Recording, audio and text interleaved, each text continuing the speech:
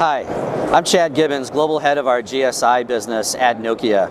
We're here at Hannover Messe demonstrating our enterprise campus edge solutions that we sell into asset-intensive industries like the manufacturing sector.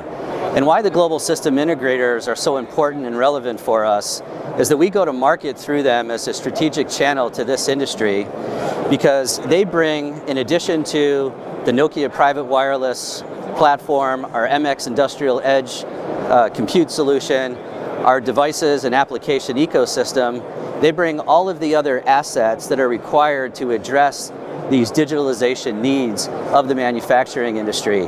And that includes professional services, that includes application integration, design services, managed services. They bring application and their own assets to the table as well, and they can bring the end-to-end solution.